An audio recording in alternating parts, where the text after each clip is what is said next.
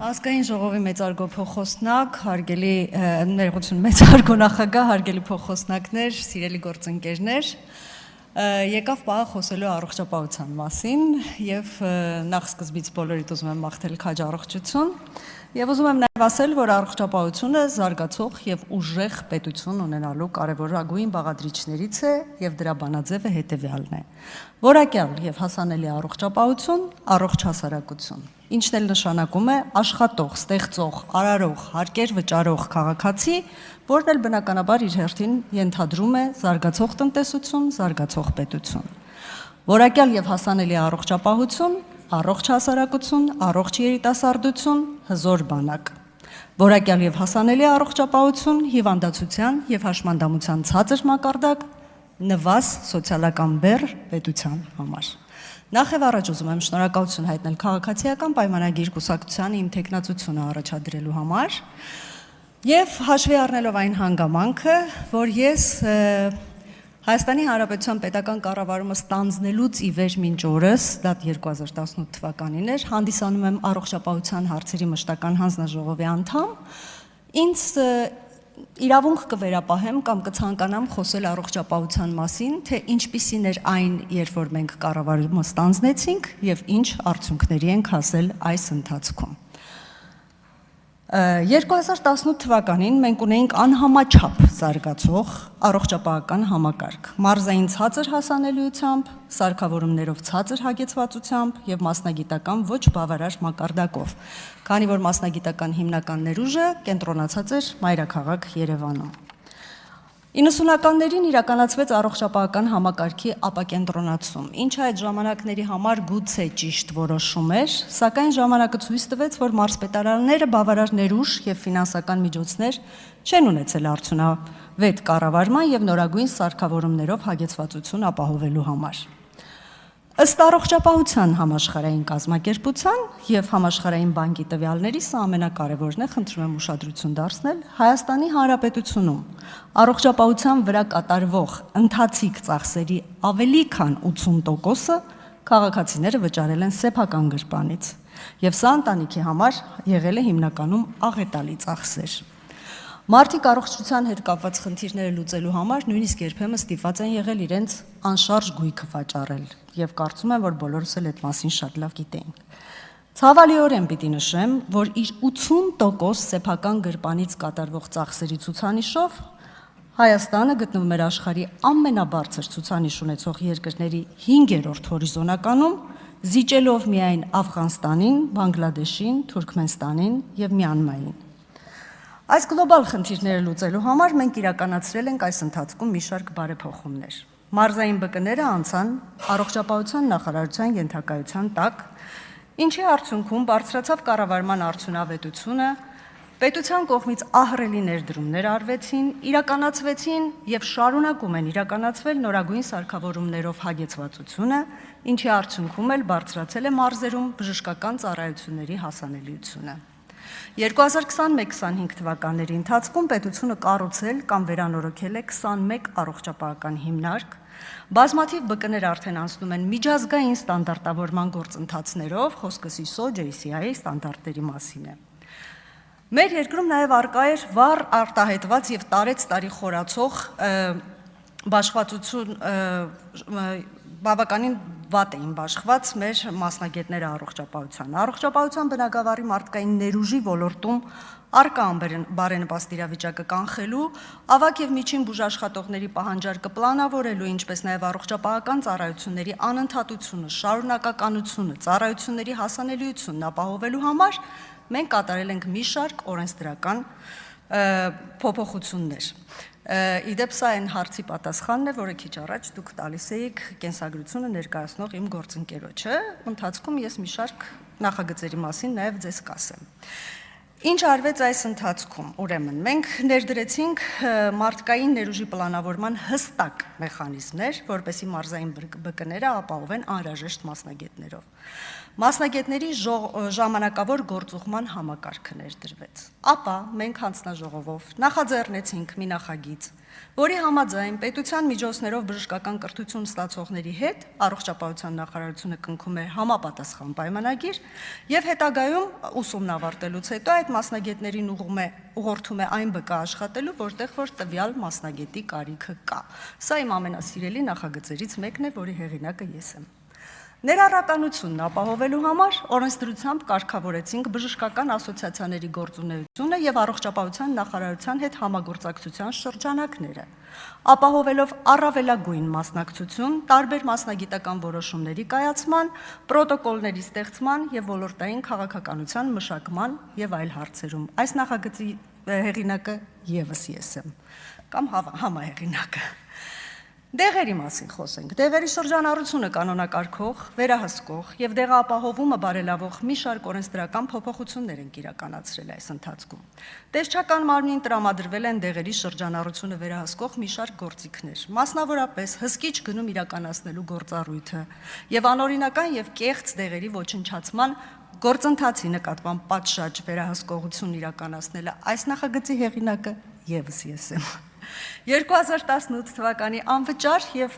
արտոնյալ պայմաններում ամբուլատոր պոլիկլինիկական ծառայության կողմից տրամադրվող դեղերի ցանկում ընդգրկված են եղել 312 անվանում դեղորայք, իսկ 2026 թվականին դեղերի ցանկն ընդլայնվել է եւ այժմ կազմում է 446 անվանում դեղորայք։ Հիմնական դեղերի ցանկը, որն ընդգրկում է նաեւ հիվանդանոցային պայմաններում կիրառվող դեղորայքը, կազմում էր 450 անվանում, իսկ այժմ 500-ից ավելի։ Բայց այստեղ ուզում եմ նշել, որ այնքան կարևոր չէ այդ ավելացված դեղերի քանակը, որքան թե ինչ որակի դեղեր են ավելացվել եւ պետական ծրագրերի միջոցով ինչ դեղեր են փոխհատուցվում։ Ցանկում ավելացել են նոր սերնդի, ժամանակակից եւ թանկարժեք քիմիոթերապևտիկ դեղորայք, կենսաբանական դեղեր, իմունոթերապևտիկ դեղեր մոտ 50 անվանում եւ ամենակարևորը հազվադեպ հանդիպող հիվանդությունների բուժման համար նախատեսված շուրջ 15 անվանում դեղորայք, որոնք բավականին թանկարժեք են եւ դժվարամատչելի։ Օրինակ, սուր եւ ենթասուր իշեմիկ ինսուլտի ծրագրում կիրառվող, ցրված սկլերոզի բուժման ժամանակ կիրառվող, կրծքագեղձի ուռուցքի բուժման մեջ կիրառվող թանկարժեք դեղորայք ենք ավելացրել մենք։ Իդեպ սուր եւ ենթասուր իշեմիկ ինսուլտների բուժման ծրագիրը մեկնարկել է 2019 թվականին եւ այս ծրագրի շրջանակներում բուժօգնություն է ստացել շուրջ 4500 բուժառու։ Պետության կողմից 2019-26 թվականներին տրամադրվել է ավելի քան 9 միլիարդ դրամ, ասել է, թե փրկվել է 4500 մարդու կյանք։ Անպտուղ զույգերի համար վերարտադրողական օժանդակ տեխնոլոգիաների կիրառման բժշկական օգնության ծառայություններ պետական բյուջեով նախատեսված ծրագիրը մեկնարկել է եւս 2019 թվականին, 2022-ից հետո հատուկ ուշադրություն դարձվեց պատերազմում զոհված զինծառայողների ընտանիքներին։ Այդ խմբի համար սահմանվեց ավելի բարձր տարիքային շեմ, կնոջ համար մինչև 42 տարեկան։ 2024-ին ծրագիրը ընդլայնվեց եւ փոփոխություններով տարիքային շեմը 36-ից բարձրացվեց մինչև 40 տարեկան։ Ծրագրի շրջանակներում պետական բյուջեից 2019-25 թվականներին հատկացվել է շուրջ 7 միլիարդ դրամ գումար։ Ֆինանսավորման ծավալը այս ընթացքում մեծացել է ավելի քան 10 անգամ եւ ի ուրախություն պիտի ասեմ, որ այս ծրագրի շրջանակներում ծնվել է 1512 երեխա։ Եվ այսպիսի ծրագրերը շատ են պետության կողմից փոխհատուցվող եւ հաջողություններ գրանցող, բայց չչարաշահելով ժամանակը ուզում եմ անդրադառնալ ամենակարևոր բարեփոխմանը։ Նորանկախ Հայաստանում միշտ փորձ է արվել ներդնել առողջության ապահովագրության համակարգը, բայց տարբեր օբյեկտիվ եւ սուբյեկտիվ պատճառներով այն չի իրականացել։ Իսկ ամբողջ քաղաքակիրթ աշխարհը գնում էր հենց այդ ուղղությամբ։ 2018 թվականից մինչ ներդրման պահը մենք, այդ թվում եւ հանձնաժողովը եւ այդ թվում եւ ես, ուսումնասիրել ենք բազմաթիվ երկրների փորձ, հասկանալու համար, թե որը կլինի Հայաստանի Հանրապետության համար լավագույն մոդելը։ Իրականացրել ենք բազմաթիվ վերլուծություններ, օրենսդրական դաշտը համապատասխանեցրել ենք ապահովագրության ներդրմանը, կապիտալ ահռելի ծախսեր ենք արել, սարքավորումներով հագեցրել ենք բոլոր կազմակերպությունները եւ 2026 թվականի հունվարից այն արդեն իրականություն է եւ այս ժամանակահատվածում 100 հազարավոր քաղաքացիներ արդեն իսկ օգտվել են այնպիսի ծառայություններից, որոնցից չէին կարող օգտվել ապահովագրության համակարգի բացակայության պայմաններում։ Մենք հաստատակամ ենք շարունակելու ներդրման պրոցեսը, անընդհատ լավարկելու ապահովագրության համակարգը, այն երկարատև պրոցես է, օրինակի համար կարող եմ ասել, որ Հարավային Կորեայում առողջության ապահովագրության համակարգի ամբողջական ներդրումը տևել է շուրջ 12 տարի։ Մեր նպատակն է հասնել առողջապահական ծառայությունների համընդհանուր հասանելիության, միատեսակ ծառայություններից օգտվելու հնարավորության անկախ անձի սոցիալական կարգավիճակից եւ ընտանիքների կողմից բուժօգնության վրա կատարվող ծախսերի հնարավոր նվազեցմանը։ Ինչպես նշեցի ելույթի սկզբում, սեփական գրպանից ծախսերը կազմել են մեր երկրում 80%, ավելի քան 80%, մինչդեռ համաշխարհային միջին ցուցանիշը 17.3% է։ Ապահովագրական համակարգի ներդրումից հետո վիճակագրական տվյալներ այս պահին ես ձեռքի տակ չունեմ, բայց վստահ եմ, որ էականորեն բարելավվել է եւ մենք արդեն աստիճանաբար մոտենում ենք կամ ձգտում ենք եւ առաջիկայում կմոտենանք համաշխարհային միջին ցուցանիշին։ Հարգելի գործընկերներ, առողջապահության հարցերի մշտական անձնաժողովի անդամ եմ եղել ԱԺ 7-րդ եւ 8-րդ գումարման ամբողջ ժամանակահատվածում, ակտիվ մասնակցել եմ հանձնաժողովի բոլոր աշխատանքներին, 7-րդ գումարման ընթացքում հանձնաժողովը քննարկել եւ ամբողջությամբ ընդունել է 91 օրենքների նախագիծ, որից 9 իմ հեղինակությամբ։ 8-րդ գումարման ազգային ժողովի ընթացքում հանձնաժողովը քննարկել է 86 օրենսդրական նախագիծ, որից 19-ը իմ հեղինակությամբ։ Նաև այս ընթացքում չմոռանամ ասել, որ մարդու իրավունքների մշտական հանձնաժողովի եւ Եվրոպական խորհրդի հետ սերտ համագործակցության արդյունքում, փոխայցելությունների բազմաթիվ մասնագիտական քննարկումների արդյունքում մենք նաև վավերացրեցինք կենսաբանության եւ բժշկության մարդու իրավունքների եւ կենսաբժշկության մասին կոնվենցիան, որը հայտնի է Օվիեդոյի կոնվենցիա անվամամբ, եւ այն ոլորտում միակ միջազգային կոնվենցիան է։ Եվ այս իմաստով էլի օրենսդրական դաշտը համապատասխանեցրեցինք միջազգային չափանիշներին, իհարկե դեռ բազմաթիվ